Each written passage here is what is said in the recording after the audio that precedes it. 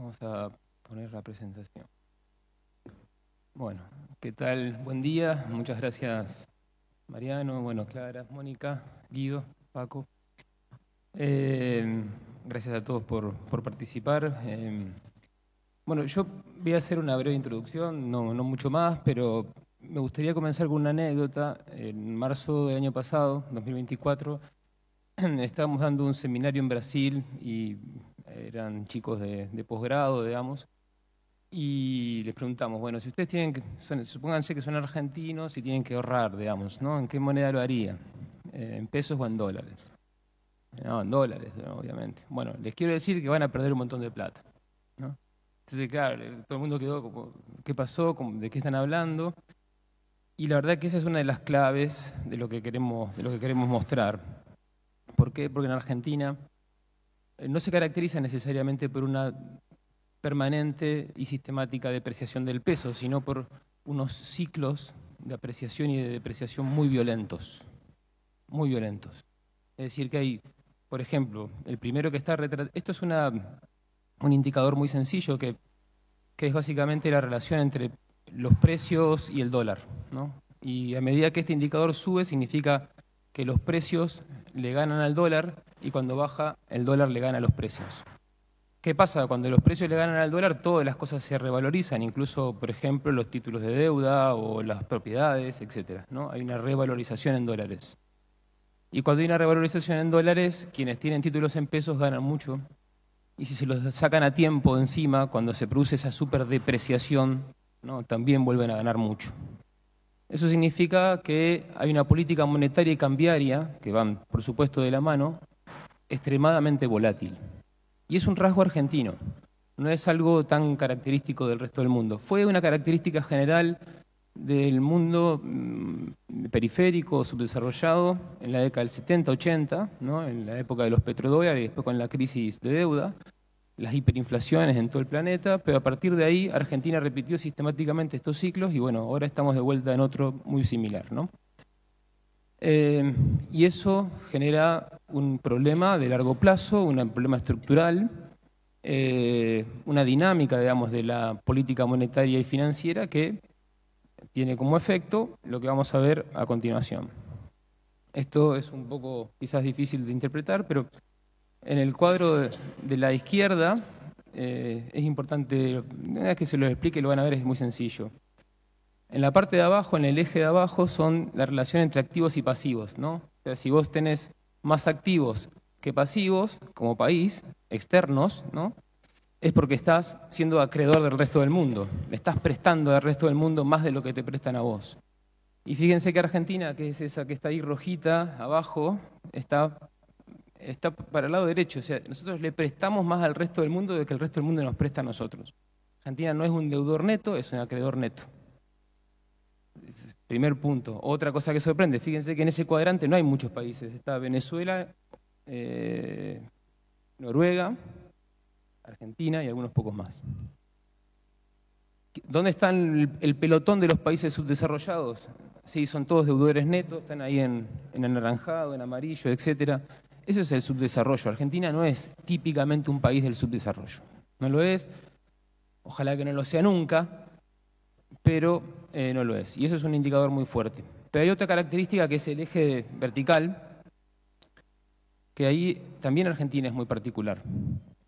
En el eje vertical es la relación entre cuánto nos rinden los activos que tenemos, los argentinos, versus cuánto nos rinden o rinden los pasivos de los que nos prestan, digamos, ¿no? Entonces, si estás por debajo de 1, quiere decir que vos cobrás muy poco por lo que invertís y pagás mucho por lo que te prestan. Tenés una cartera espantosa, ¿no? Bueno, entonces Argentina tiene una cartera espantosa. ¿Eso qué significa? Que Argentina acumuló, en el contexto de estos grandes ciclos de apreciación y depreciación cambiaria, que generan enormes transferencias al sector financiero, enormes transferencias, acumula el activo de reserva que, digámoslo así, en el largo plazo funciona, que es quedarse con dólares, billetes y monedas. Porque además de eso, se acumularon además crisis bancarias que llevaron a la quiebra de los bancos, bueno, la especificación de depósitos, incluso Plan Bonex y compañía.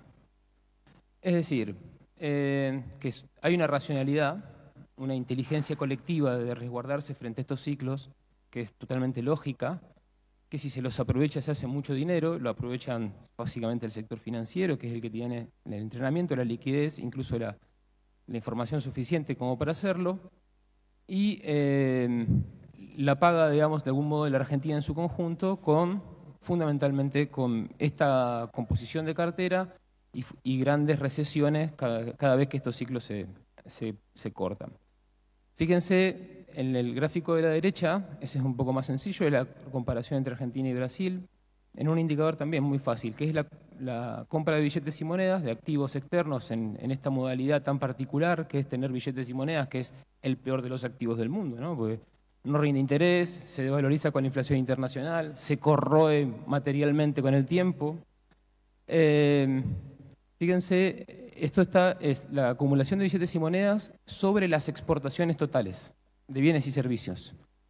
Nosotros tuvimos en el 78 un primer pico de compra de billetes y monedas que superó el 10% de las exportaciones.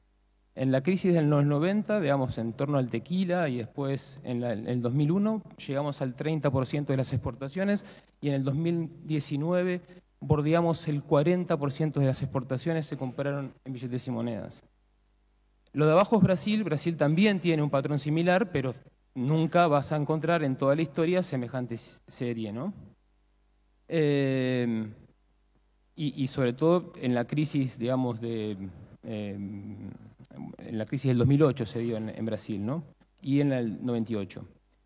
Pero para tener una idea, una comparación, la sequía del 2023, que fue una sequía absolutamente extraordinaria, que va a estar en los libros de historia del futuro, de economía, implicó una caída del 25% de las exportaciones. Imagínense si vos detraes el 40% de tus exportaciones para acumular billetes y monedas, o sea, papeles, porque en definitiva...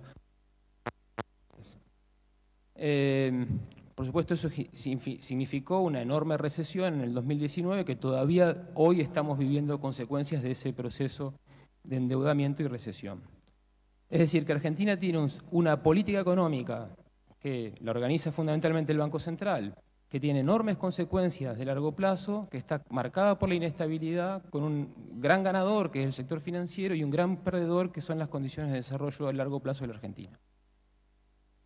Y fíjense sobre quién recae de alguna manera el peso de esa deuda, sobre el componente que nosotros no fabricamos, que son los dólares, que nos sirven para importar el resto de las cosas, y por lo tanto, ¿quiénes ponen esos dólares? Las regiones exportadoras en un país hiperespecializado en sus exportaciones. Entonces, ahí aparece una dimensión regional, federal, en función de cómo se define, cómo se organiza, gobierna de algún modo esa política monetaria. Por supuesto, no es el único conflicto que existe en el capitalismo argentino. El otro está dado, digamos, es más tradicional, podríamos decirlo así, en torno a exportadores versus importadores, cuando hay presiones porque la demanda de importaciones no alcanza a ser cubierta por la capacidad exportadora, típica en los procesos de cuando uno crece y el sector industrial aumenta, empieza a demandar divisas porque no exporta, y quienes exportan empiezan a pelear por esas divisas. Ahí aparece otro mecanismo también de intervención cambiaria, que es típicamente los cepos cambiarios, ¿no? El cepo, la brecha, que por supuesto genera enormes tensiones y transferencias también desde los sectores exportadores hacia los importadores. A eso se puede agregar las retenciones, que eso ya no es ámbito del Banco Central, pero es un ámbito tributario.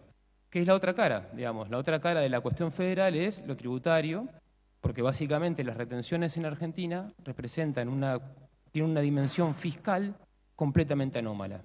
Tan anómala como lo que veíamos recién en relación a la tasa de interés o los movimientos nominales y la acumulación de activos externos. ¿Por qué? Porque en Argentina son 2 puntos del PBI que se van en recaudación vía derechos de exportación, cosa que no existe en el resto del mundo. En cambio, esos 2 puntos de retenciones son compensados por una menor participación en el impuesto de las ganancias, cosa que sí lo vemos en Brasil, en Paraguay, Uruguay, cualquier país de América Latina, ni hablar, por supuesto, en los países, digamos, más desarrollados, sobre todo europeos, que tienen unos impuestos de las ganancias un poco más importantes, digamos, ¿no? Es decir, que acá no se cobran impuestos a las ganancias, porque es difícil de cobrar, porque genera malestar, etcétera, etcétera, y se cobran retenciones a las exportaciones que tienen un enorme impacto federal. Sin discutir el tema de los precios, ¿no? Nosotros publicamos hace muy poquito que si uno agarra, digamos, del total de la renta que de alguna manera impacta a través de retenciones, el 20% corresponde a lo que va a precios, digamos. El 80% es fiscal. Entonces, ese 80% de las retenciones es lo que está compensando un bajo cobro de impuestos a las ganancias. Entonces, ¿quién paga? Paga la producción, paga la región exportadora a costa de, digamos, que los que más plata ganan, los ingresos más altos, no paguen impuestos a las ganancias. O lo evadan, o eludan, ¿no? Entonces tenemos esta cuestión. Frente a eso, digamos, este tema no es nuevo, nosotros no estamos innovando en nada. Hace muchos años que se viene discutiendo los mecanismos de gobernanza de las instituciones económicas, tanto desde el punto de vista monetario cambiario, que tiene como ámbito de decisión el Banco Central, como lo tributario, que Guido va a hablar un poco más, pero que ahí, digamos, son la coordinación federal, los organismos federales, digamos, de impuestos, etcétera, que la Constitución manda a crear. Pero a mí me gustaría mencionar un antecedente, que es el del doctor Julio Olivera, un economista probablemente uno de los más importantes de la Argentina, contemporánea al menos, que escribió un artículo, va a hacer una presentación en un congreso, pero que después se publicó en varias modalidades, que se llama Banca Central, Federalismo Económico y Constitución Monetaria en el 92, antes de la reforma del 94. Y ya en ese momento Julio Olivera consideraba de que Argentina, en su gobernanza del Banco Central, era una rara avis, dice él. ¿Por qué? Por su centralismo y concentración. Y la poca participación de los territorios, que son además preexistentes de la nación, que constituyen la nación, quienes están ausentes de esa gobernanza. Dice, una rara avis, por su concentración. Y dice él, llegamos a la inevitable conclusión de que toda política monetaria racional debe tener en cuenta las diferencias regionales, ¿no? Después él discute el tema de la descentralización, compara con otros países, etcétera, etcétera. Y voy a mencionar ya para cerrar, este año, 2025, Mariano, marzo, abril, se publicó, ¿abril? Se publicó un libro de Martín Redrado y Ignacio Urtubey, José Urtubey, expresidente de la Unión Industrial, si no recuerdo mal. Bueno, Martín Redrado fue presidente del Banco Central durante muchos años, creo que fue, no sé si uno de los más que más duró en el presidencia del Banco Central, que precisamente analiza en una parte de su libro, publicado por Sudamericana, bajo el título Argentina Federal, precisamente esta cuestión, ¿no? El tema de la federalización del Banco Central como un aspecto clave para cambiar los marcos de gobernanza de la política monetaria que eviten estos enormes ciclos tan particulares de la Argentina, que tienen que ver fundamentalmente con el predominio que tiene territorial la city financiera, por decirlo de una manera, a la hora de definir la política, y que las provincias miran desde afuera. Entonces, eso que ha costado, en el caso de los Estados Unidos, una guerra civil y una reestructuración institucional que le dio forma y origen al dólar que hoy acumulamos, ¿no? Un poco está también en la base de deudas pendientes en materia política y de organización institucional, de lo que nosotros llamamos las instituciones soberanas, que por soberanas no necesariamente son centralistas, digamos, ¿no? Así que bueno, hasta acá y bueno, muchas gracias.